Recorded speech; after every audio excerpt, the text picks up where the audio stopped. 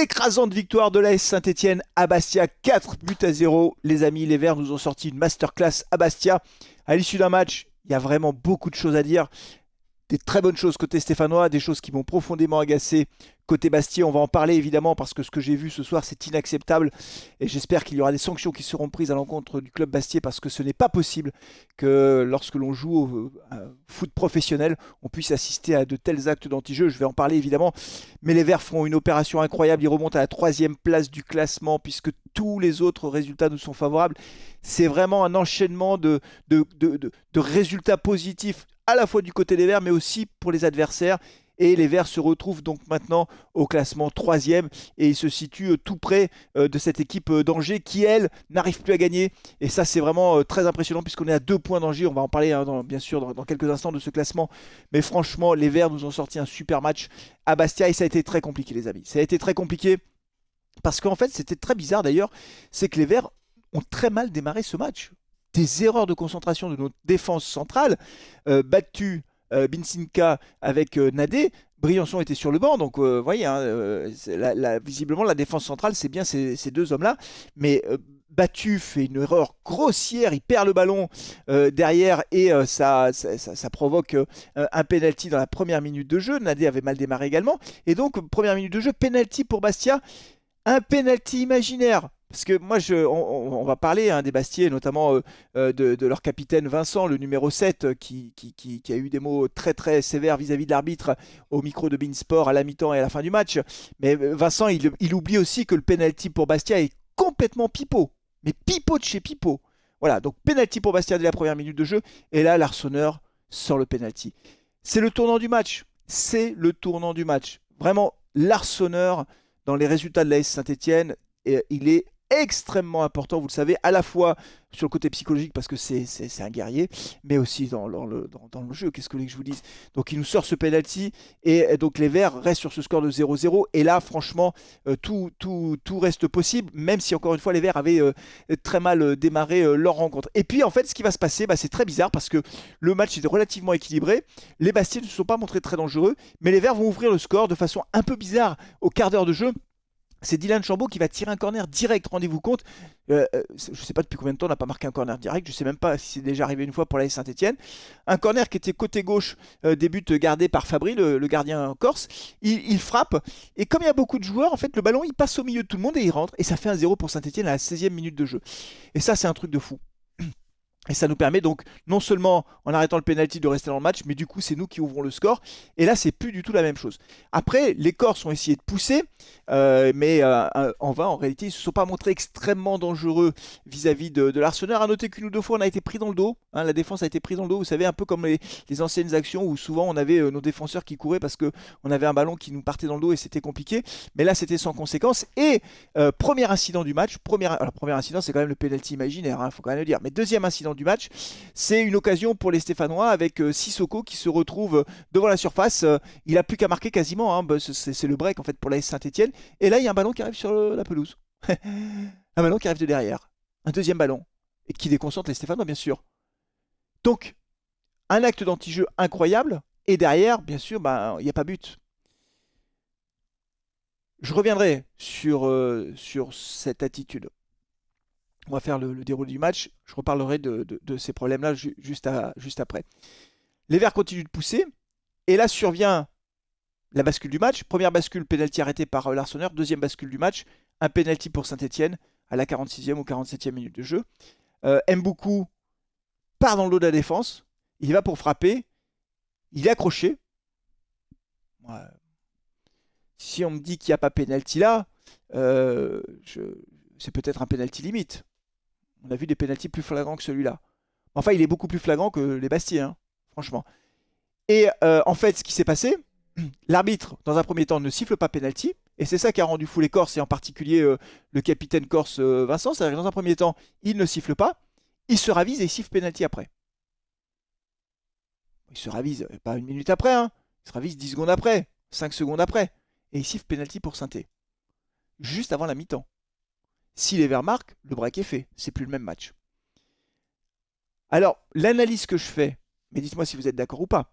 L'analyse que je fais, c'est qu'il a sifflé penalty après s'être rendu compte que sur cette action, une nouvelle fois, un ballon avait été jeté sur la pelouse pour déconcentrer les Stéphanois. Côté Mboukou. Dès que les Stéphanois se trouvent devant le but, hop, un ballon arrive sur la pelouse. Mais c'est une honte. Mais c'est une honte. C'est de l'anti-sport. C'est aucun fair play. C'est de l'anti-jeu pur. Quand tu es sportif de haut niveau, quand tu diriges un club, tu acceptes ça. Mais c'est quoi ça? C'est une honte. Et donc je pense que l'arbitre qui a vu le ballon, bah, du coup il a dit ok, bah penalty. Voilà. Ça a gêné beaucoup penalty. Je pense que c'est comme ça que ça s'est passé. Et c'est pour ça qu'il y a eu ce temps d'hésitation. Moi, par rapport à ça, les amis, je trouve ces actes d'anti-jeu inacceptables. Imaginons que ce soit des actes individuels, isolés, que le club ne cautionne pas. Imaginons que le club ne cautionne pas ça. Mais après le premier ballon qui est arrivé sur la pelouse, t'es dirigeant du club, tu vas derrière, tu leur dis les gars, vous faites plus ça. Hein. Imaginons que sur la première occasion de Sissoko, c'est une initiative individuelle d'un mec derrière qui, pour empêcher Stéphano de marquer le deuxième but, il aime tellement son club, voilà, que du coup il dit bah tiens, je jette un ballon pour gêner les Stéphanois. Donc une initiative individuelle. Mais toi, t'es dirigeant du club, tu pètes les plombs. Tu dis mais qu'est-ce que vous faites là? Ça va pas, non? Vous faites quoi là? Interdit de faire ça. Et donc ça s'arrête. Non, non, 5 minutes ou 10 minutes après, nouveau ballon sur une occasion énorme de la Saint-Etienne. À chaque fois que les Verts se retrouvent face au but, hop, il y a un ballon qui arrive par magie. Mais c'est quoi ça? Qu'est-ce que c'est que ça? Moi, je pense que... Alors là, il a sifflé pénalty l'arbitre, parce que je pense qu'il n'est pas... L'arbitre n'est pas stupide, hein. Il a bien compris hein, que c'est de l'anti-jeu, que c'est volontaire. Donc il a sifflé pénalty. Mais moi, je pense que l'arbitre aurait très bien pu dire j'arrête le match, match perdu pour Bastia 3-0. Il faut sanctionner ça. Nous, à Saint-Étienne, dès qu'on craque 3 fumis, les tribunes sont fermées. Il y a 16 000 personnes qui sont, 8 000 personnes qui sont interdites de stade. Voilà, hein, tu craques 3 fumis, allez, suspension. Là, c'est quoi là? C'est inacceptable. Donc là, il faut des sanctions lourdes. Je te garantis qu'ils font ça. Le match est arrêté, ils perdent 3-0. Ils recommencent pas le match après, hein, c'est fini. Hein. Le truc, il s'arrête. Hein. C'est bon, on arrête, on a compris, on arrête. C'est tout. Enfin, c'est sidérant. Déjà, que tu puisses voir ça à des niveaux amateurs, c'est honteux. J'imagine que ça arrive. Même pas qu'à Bastia, j'imagine que ça arrive partout, dans toutes les ligues. Mais au niveau professionnel, devant des caméras de télévision, mais on est où là? Complètement fou, quoi. Bref, surprise, penalty pour Saint-Étienne, très bien. Je pensais que Sissoko allait le tirer. Finalement, Sissoko a décidé de laisser Mboukou tirer. J'ai eu peur, hein. Moi, je pensais que Mboukou allait le rater. Et Mboukou l'a parfaitement marqué, contre-pied. Et là, s'en est suivi espèce d'échauffourée, parce que Mboukou voulait aller au poteau de corner, je crois, les Bastiers voulaient reprendre le match tout de suite. Bon, bref, petite échauffourée. Apparemment, à la mi-temps, ça s'est très mal passé. L'arbitre, verbalement, a été agressé. Je dis verbalement, hein, il n'a pas reçu le coup. Mais visiblement, c'était très tendu. En tout cas, c'est ce qu'ont rapporté les commentateurs de Beansport. On redémarre la deuxième mi-temps. Franchement, les Corses n'ont rien montré footballistiquement. Je pense qu'ils sont plus faibles techniquement, physiquement que l'AS Saint-Etienne. D'ailleurs, les stats le disent, hein, 48% de possession pour la SS, mais qui n'avait pas besoin de prendre le jeu à son compte. 14 tirs côté stéphanois, 10 côté Bastier. 9 tirs cadrés côté stéphanois, 3 côté Bastier. Donc la victoire de la Saint-Etienne, elle ne souffre d'aucune discussion, en dépit des jérémiades du capitaine Bastier Vincent. Donc les Verts gagnent 4-0, enfin mènent 2-0. Mais on n'est quand même pas à l'abri, parce que quand tu mènes 2-0, si l'équipe adverse réduit le score, et ben d'un seul coup elle se remet à y croire, et là ça devient un match complètement différent. Et la libération arrive à la 68e minute, bonne combinaison sur le côté gauche. Cardona qui a été très bon, hein. Cardona techniquement c'est fort. Cardona, 1-2 avec Mboukou. Cardona est à l'extérieur de la surface de réparation, il va frapper pied droit. Rate terre, ça va être dans le petit filet, ça trompe Fabry. 3-0 à la 70e minute de jeu, là tu commences à respirer. D'autant plus que les Stéphanois vont marquer un quatrième but. C'est Mboukou qui va profiter d'un cafouillage entre les deux défenseurs stéphanois, par Stéphano Bastier, entre Vincent et je crois que c'était Keita, je suis pas sûr. Il se gêne et donc du coup le ballon par chance revient dans les pieds de Mboukou qui est tout seul, quoi. Il avance, il se présente devant Fabry et plat du pied, il va la mettre au fond. Après les Stéphanois auraient pu encore marquer un cinquième but, 2 ou 3 fois d'ailleurs, ils auraient pu en mettre un cinquième ou un sixième but, c'est pas grave, on gagne 4-0 et c'est un score qui est remarquable. Avant de parler du classement quand même les amis, moi je voudrais dire 2 mots sur ce que l'on voit maintenant depuis plusieurs matchs. Enfin, ce n'est plus la même équipe. Ce n'est plus du tout la même équipe. D'abord, on est la meilleure équipe de Ligue 2 là. On est l'équipe qui est en pleine bourre. Une équipe de l'AS Saint-Etienne qui est imbattable, extrêmement solide. Et les Verts, dans le contexte du match, avec quand même des actes d'anti-jeu qui peuvent te crisper, des échauffourées, t'as l'extérieur, t'as les dirigeants qui hurlent à la mi-temps dans le couloir, grosse pression. Les mecs ont fait preuve d'une solidité. Franchement, j'ai été impressionné. À part le début de match, et ça, je pense qu'Odo d'ailleurs, il l'a dit au micro de Beansport, il l'a compris, il l'a vu, hein, évidemment, on n'est pas vraiment rentré dans le match, et on concède un penalty imaginaire, mais quand même un penalty en tout début de match. En dehors de ça, même dans les moments un peu difficiles, franchement, une équipe de Saint-Etienne qui a été hyper solide, pas du tout. T'avais pas le sentiment que les joueurs étaient en danger sur la défensive, crispés. Ils ont été très très bons, les Verts. On ne prend pas de but, encore un clean sheet. On a 23 buts encaissés. La deuxième défense, c'est Auxerre avec 28 buts. Et on en met 4. Et pas un penalty, hein. 4 buts dans le jeu, hein. Enfin, un corner. Mais franchement, non, on a vraiment une équipe qui est vraiment méconnaissable. Moi, je dis là bravo au dos, hein. C'est Olivier Dalloglio qui a complètement transformé cette équipe. Ils ont pris confiance, ils sont bons, ils sont forts. Dans les duels, ils répondent présents, ils font les efforts défensifs, ils prennent des initiatives devant. Franchement, elle peut aller loin cette équipe. Elle peut aller loin. Alors justement, si on parle un petit peu du classement de l'AS Saint-Etienne, je vais essayer de vous le mettre, ce classement, vous allez l'avoir ici. Voilà, c'est très intéressant les amis. Vous voyez que Auxerre a 55 points, donc Angers 50 points, Saint-Etienne 48, donc on revient à 2 points d'Angers. Angers qui se déplace à Concarneau. Alors que nous, la prochaine journée, on reçoit Valenciennes. Cette pauvre équipe de Valenciennes, je dis pauvre parce que c'est une équipe que j'aime bien. Là, ils sont derniers, 17 points. Ils sont à 16 points du premier non relégable avec une différence de but catastrophique. Donc, ils sont à 17 points du premier non relégable. À quelques journées de la fin du match, quelques journées de la fin du championnat, c'est cuit. Valenciennes jouera en national l'année prochaine. Donc, on va se déplacer en pleine confiance à l'extérieur avec une équipe en face qui est déjà reléguée en quelque sorte. Donc ça devrait le faire normalement. Encore une fois, il ne faut jamais crier victoire trop vite, mais normalement ça devrait le faire. Et donc c'est formidable. Donc Angers qui perd à domicile, enfin c'est quand même un truc de fou. Angers qui perd face à Amiens, 3-1. Donc ça c'est alors que Angers avait ouvert le score. On s'était dit mince, Angers va finir par gagner.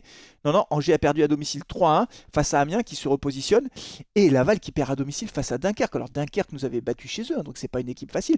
Enfin, Dunkerque, ils sont quand même plutôt dans la deuxième partie du classement. Et donc Laval qui s'écroule, ils ont raté un penalty, ils perdent 2-1. Alors ils auraient dû le score en toute fin de match, mais pour nous, ça fait vraiment nos affaires. Et puis les autres équipes qui sont complètement en train de décrocher, c'est Grenoble qui a encore perdu. Ils ont changé d'entraîneur, ils ont encore perdu 3-1. Du coup, Rodez remonte dans le top 5. Et puis cette équipe de Bordeaux qui est gravement menacée parce qu'elle a perdu à Annecy. Annecy qui reprend espoir dans la course au maintien. Donc vraiment, c'est des résultats qui sont tout à fait positifs pour nous. Quand encore une fois, on regarde le classement. Alors ce qui est très impressionnant dans le classement aujourd'hui de Ligue 2, c'est que si on laisse Saint-Étienne et Laval qui sont avec 48 points, derrière Rodez, Guingamp, Paris FC Caen et Amiens, toutes ces équipes qui peuvent prétendre jouer les playoffs au moins pour la 5e place, peut-être même, c'est pas complètement décroché, hein, quand tu as 6 points, tu peux encore espérer revenir. Mais en tout cas, on a 6 équipes, 1, 2, 3, 4, 5, on a 5 équipes, pardon, qui se tiennent en 1 point. On a 4 équipes qui ont 42 points. On va vivre une fin de championnat incroyable. Incroyable.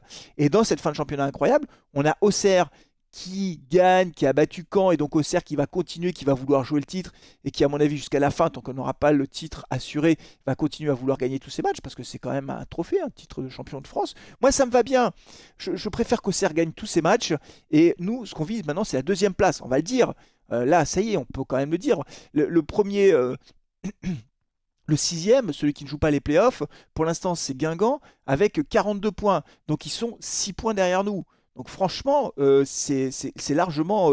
enfin, comment dire, on regarde devant maintenant, c'est très clair. Surtout que quand on regarde le goal average, on voit que Guingamp a plus 6, alors que nous on a plus 13. Parce qu'en plus, c'est victoire 4-0, 3-0 à Angers, 5-0 face à 3. Ça nous fait un goal average incroyable.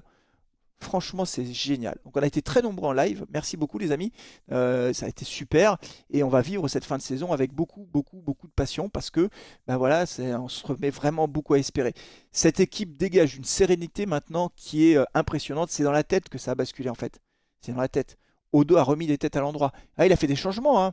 Les perdants, on les connaît. C'est Briançon qui a perdu sa place en défense centrale. C'est Tardieu Monconduit a pris sa place, et Benjamin Bouchoirie qui est sur le banc. Mais les trois, quand ils rentrent, ils donnent tout. Et donc, il y a un bon état d'esprit dans ce groupe. Et franchement, je pense qu'on peut aller loin. Voilà, donc c'est génial.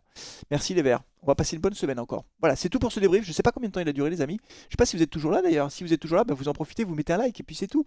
Merci beaucoup. On se retrouve pour l'avant-match. Prochain match, donc ce sera à Valenciennes. Et puis on vivra le match ensemble, bien sûr. C'est samedi à 15h, mais on a le temps d'ici là. On va passer une bonne semaine tranquille, avec le sourire. Merci beaucoup. Prenez soin de vous, de vos proches. Et puis, allez les Verts. Ciao.